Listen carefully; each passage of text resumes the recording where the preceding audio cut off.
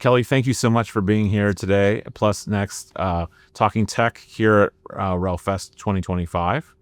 I really like starting these out by getting a background for everyone about how you got into eDiscovery in your career. So can you tell us a little bit how you got in eDiscovery, your kind of progression, what you're doing now? Absolutely. Yeah, so I've been a practicing attorney for 28 years. I started out as a commercial litigator and became a partner with Quarles and Brady in Milwaukee, where you live now. Yep. And loved being at that firm, had just tremendous opportunity to engage in so many different types of litigation disputes and handled a lot of discovery matters. In the early 2000s, so I think maybe 2003, I went to the first ever ABA tech show on eDiscovery. And it was clear, that we all needed to get our ducks in a row. So went back to our firm at Quarles, built out our group there to work on eDiscovery, train all of our lawyers on what they needed to be doing as it pertains to eDiscovery, and grew that group. And then in 2009, I left and formed ESI Attorneys, which is a boutique eDiscovery and information law firm.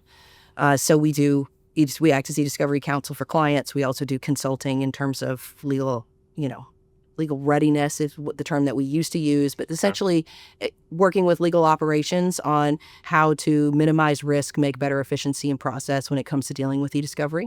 Are you seeing that corporations have more of an appetite and need for that now? I think it depends on the corporation. I think that it really depends on how collaborative an organization is, because effective legal operations and effective eDiscovery risk management depends on crossing silos, right? So you have to have business, you have to have IT and legal all talking to each other, and the business, of course, is broken out into many different silos. So it really depends on the organization as to what their appetite is for it. Sure. When they do have an appetite for it and they have the ability to collaborate internally, there can be so much benefit from a risk perspective, but also from a cost savings perspective to leveraging data effectively.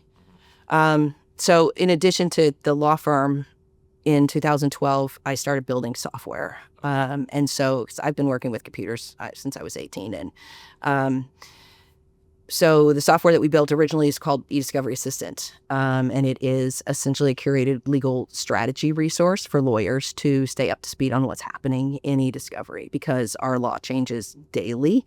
The technology changes. That means what we can do changes. It changes up how lawyers have to be prepared to engage strategically in dealing with eDiscovery. And there's a lot of those decisions that are being left on the table. So the software is designed really to walk them through those processes. Last year, we rebranded the software to Minerva 26. Okay. Minerva is the Roman goddess of law, justice, and wisdom, all of which we're trying to bring forth through the product. And 26 is a nod to Rule 26, which is the Federal Rule of Civil Procedure that governs the provisions of discovery. So those are the things that keep me busy. Wow, that's a lot there. Do you, here at RELFest and then about a month ago at ILTACON, it's been the thing of the moment, right? Is AI. Everyone's talking about it. That every session touches upon it. What do you think from where you sit with the clients you have, with the corporations? Are they driving AI adoption by their outside counsel, or is outside counsel trying to keep up, or taking on the initiative themselves? Where do you see your clients? Are they pushing their firms? I think it's a little of both. Really? I think it's a little of both. I find that there are times when I'm bringing AI into a client or saying, hey, you've got Copilot, we can leverage it to do A, B, C, and D. Or if we're using this, whatever internal resources you have, let's leverage those in this process of trying to create efficiency and risk reduction. Others are already leveraging it. And, so we do consulting on AI governance, right? Setting that up, how to leverage it. What are the things you need to think about when you're dealing with Copilot? Because now prompts are becoming a source of ESI for eDiscovery. And how are we going to deal with those? So from that perspective, AI is a huge opportunity, but it's a tool to be leveraged. It's not going to replace judgment. And so you have to constantly iterate on it and really use its effect to get its true effect. Right.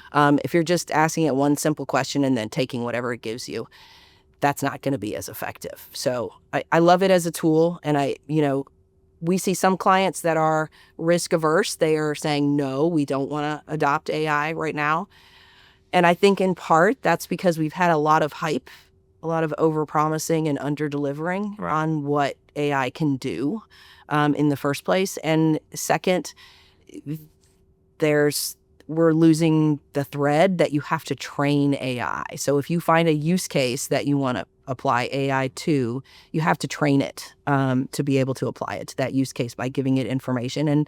And there's notions of privacy and when you upload content to an LLM, how that's treated. And I think that causes some clients to say, whoa, let's slow down here and see where we should go from here. Right. I agree with that. Do you see that eDiscovery practitioner in a law firm or corporation is uniquely positioned to help their organization drive AI adoption, seeing that they've gone through all these iterations of different technology over the last 20 plus years? I think if eDiscovery Council or Discovery Council are able to be in that conversation, because I don't see that happening a lot. Okay. But I think if they are able to be in that conversation, then yes, I absolutely think that that's something they can help drive because they understand the use cases for technology and they understand how technology can manage data effectively.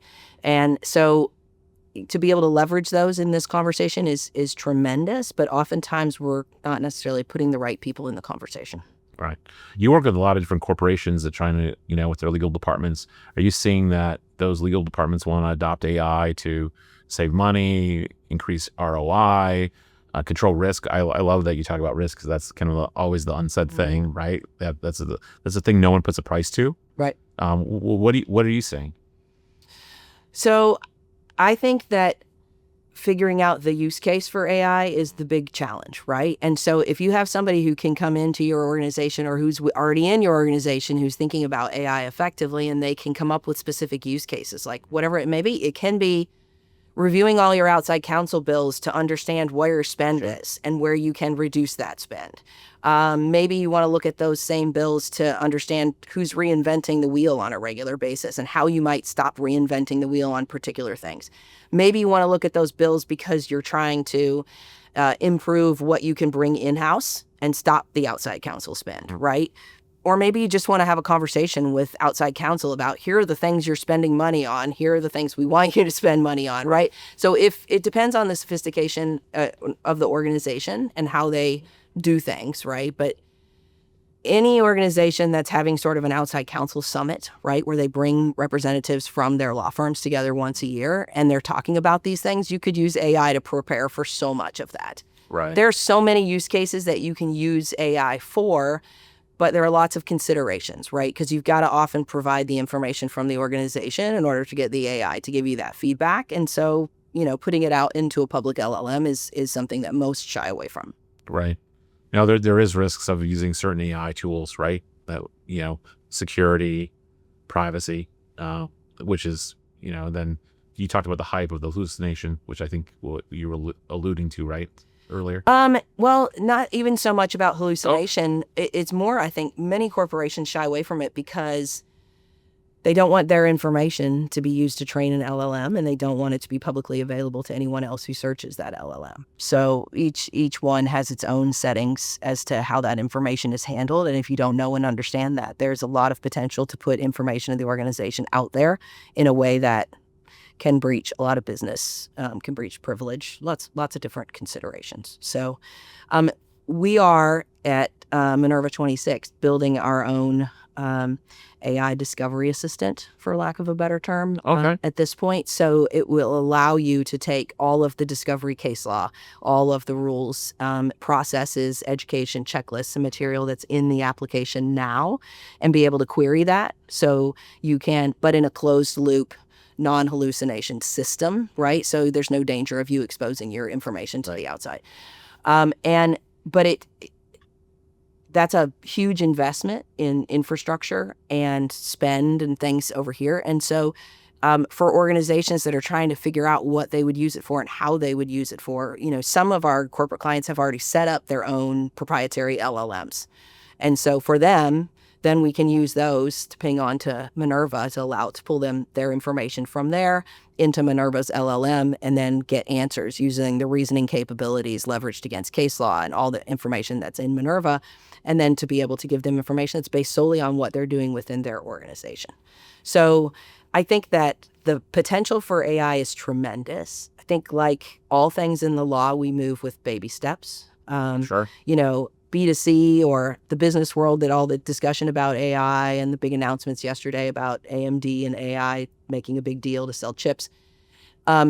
They're huge and they have tremendous ramifications. But in legal, we move with baby steps because we have privilege considerations. We have tremendous considerations about security for our clients' data that we have to constantly consider. So for us at Minerva, we're working really hard to be able to address those concerns and to be able to provide, Ask Minerva, which says, here, go ask Minerva whatever you want. Do you want to create an ESI protocol? Do you want to understand how to change your legal hold based on hyperlinks?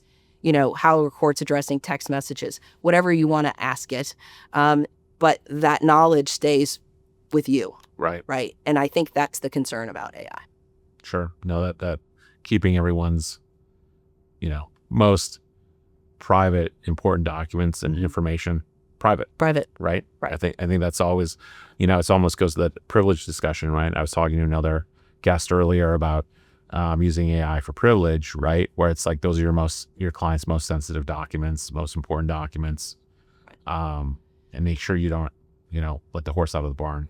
Right. Well, and if you can, so you just have to think about how you build the system, right? If you build the system where the privileged documents stay here and the AI comes and looks at them and then leaves, right? But doesn't take the information with it, that's a huge difference between uploading those same documents to an LLM and say, Sure. Create a privilege log for me.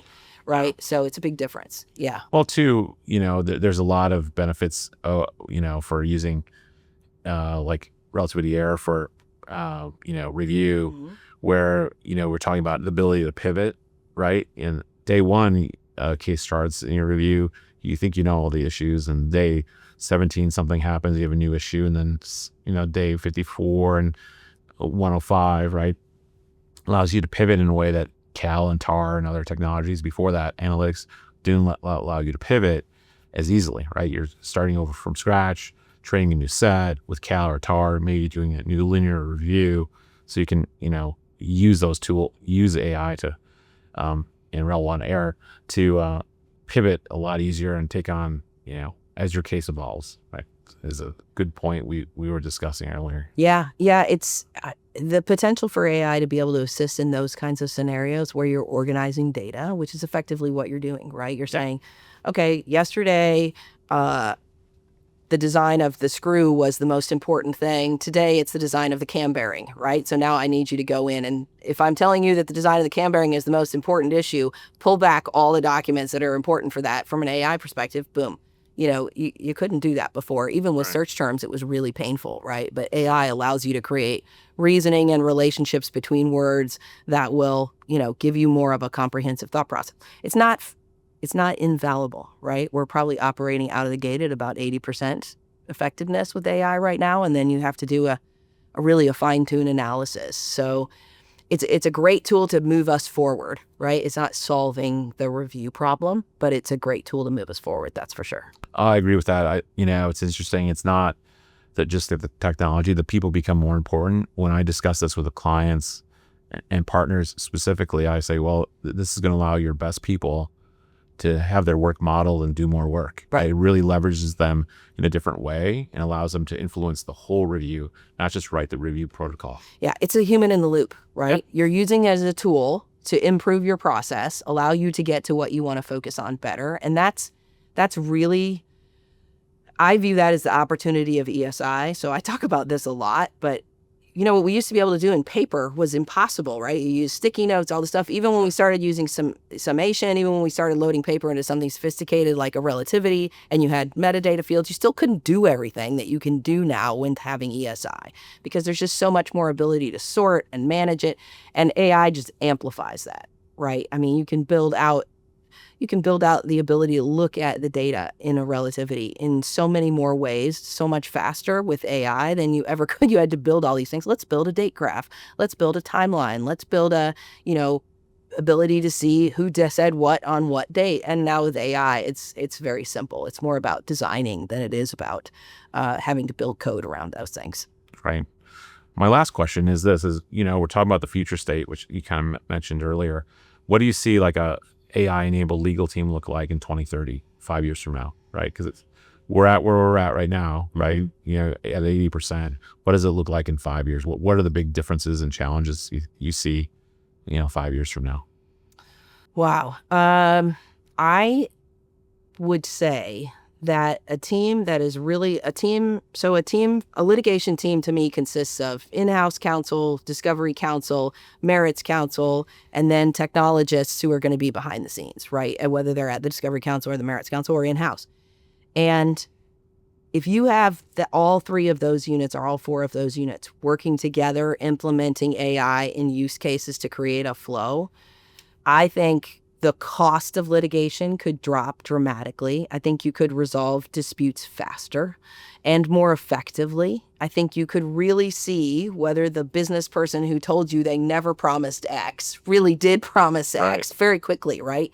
You can get a better lay of the land on data from a litigation perspective out of the gate, right? You can know 2 months before you file a complaint whether you should really file that complaint, right? Because so much of what happens in litigation, even now, we're 20 years after the rules were changed and we started having eDiscovery. Right.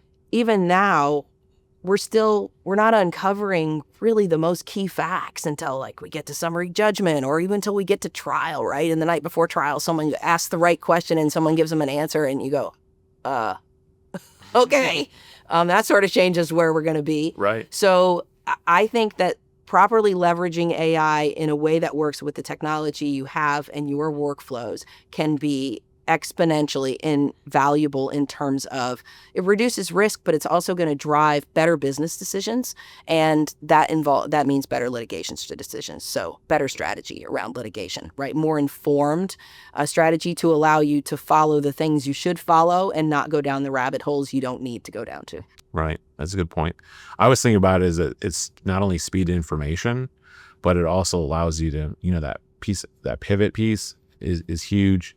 And then looking at do you think with all those changes, the frequency of litigation is going to go up? That's going to be AI powered as well and enabled, that you're going to see more litigation being accelerated on, the number of suits? Well, I would say this. There's a number of situations in which the value of a particular scenario is never enough to warrant litigation, right? I mean, we had a particular situation at our house where we had a contractor that ran off with $19,000, and that sucks. And you would think I could absolutely go after and get that guy, and maybe I can use AI to draft a complaint and these things, but I still have to go and litigate it, or I have to pay someone else to litigate it, and that $19,000 quickly gets eroded. I mean, as you well know, right? Yeah.